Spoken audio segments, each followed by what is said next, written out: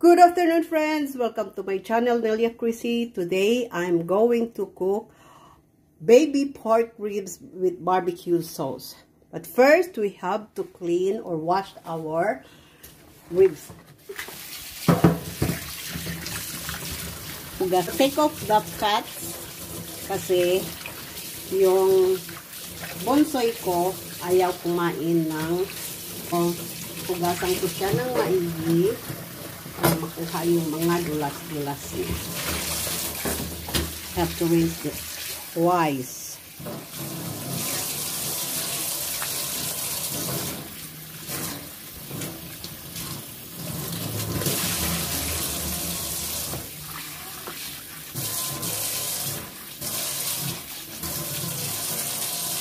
Malinis na siya, guys.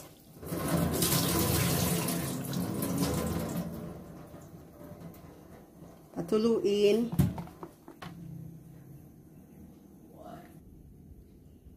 Now, I'm going to prepare my other ingredients, just like my kalamansi. This is about 10 pieces. And I have here my butter. It's about 50 grams. And then my tomato sauce. I add my tomato sauce with a little bit of ketchup. And I got here my shallots. So, I have here the whole garlic. Hindi ko na siya binalatan kasi yung balat niya helps to neutralize the fat of the pork. So, I have here my bay leaves. And then my sauce here. This is English sauce and my olive oil. So let's start, guys. They're going to eat this tonight with sprout. I'm going to use this thick pan. So first I have to add the butter.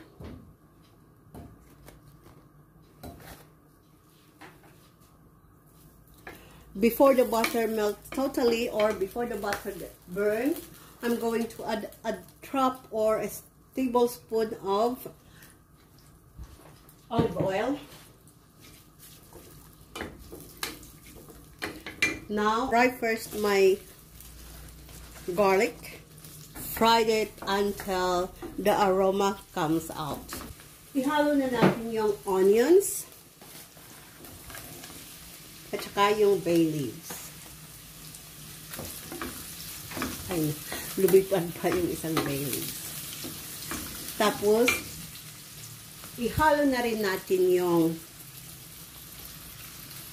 white pepper. I use white pepper kasi hindi kaya ng anak ko yung black pepper. So, madaming white pepper.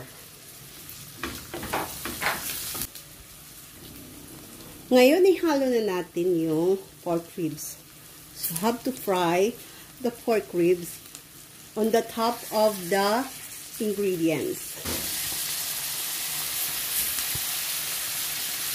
Fry it about 5 minutes each side before we put our sauce. Avoid burning onions and the other ingredients too. We need to watch this properly.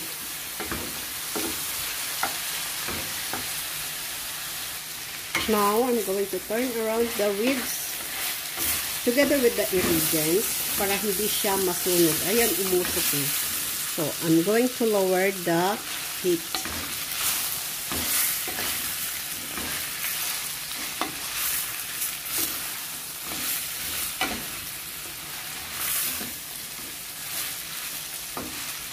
So wait for another 5 minutes.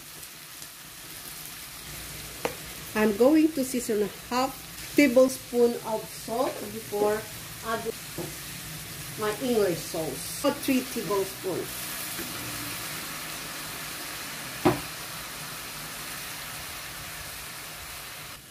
Time to mix in my tomato sauce.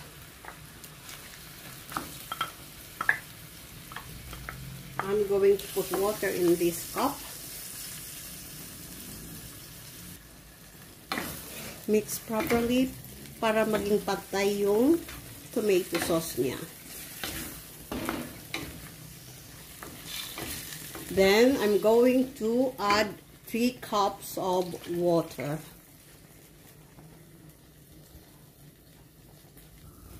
Now, I'm going to mix in my squeezed calamansi juice. Cover the pan and wait until it cooks.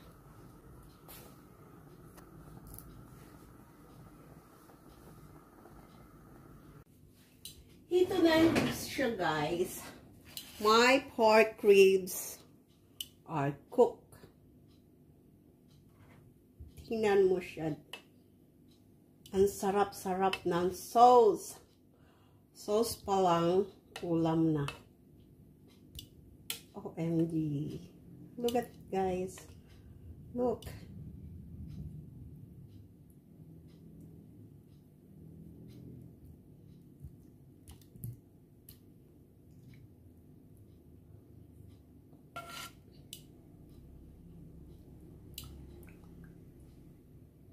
Tinanggal ko na rin yung...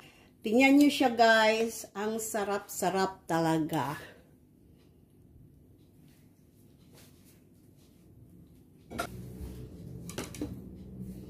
I'm going to season with onion leaves.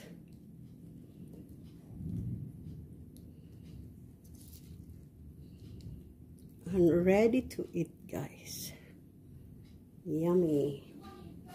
It's time to test. Ipapatikim natin yan sa dada at dede.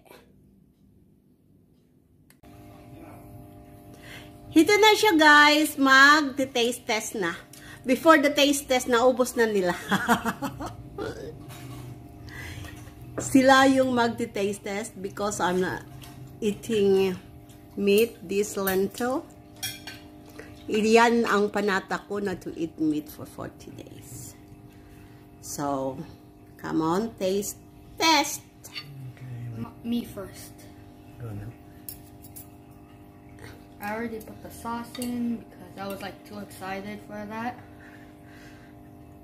Okay. But you know what? I want to put more. Just try the piece of meat. Okay. Go on. Right here. And 3, 2,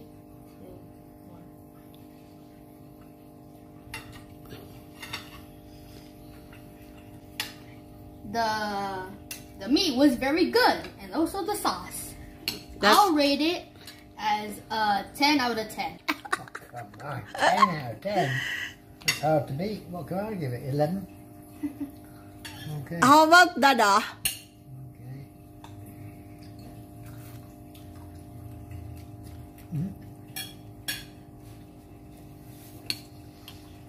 Very rich. Quite spicy. Surprised but Jack didn't say anything about that. But the meat is done properly. That's good. 11 out of 10. Okay, guys, if you like my video, don't forget To like, comment, share, and subscribe, and also turn on the notification bell so you never miss another video. Thank you for watching, guys. Bye.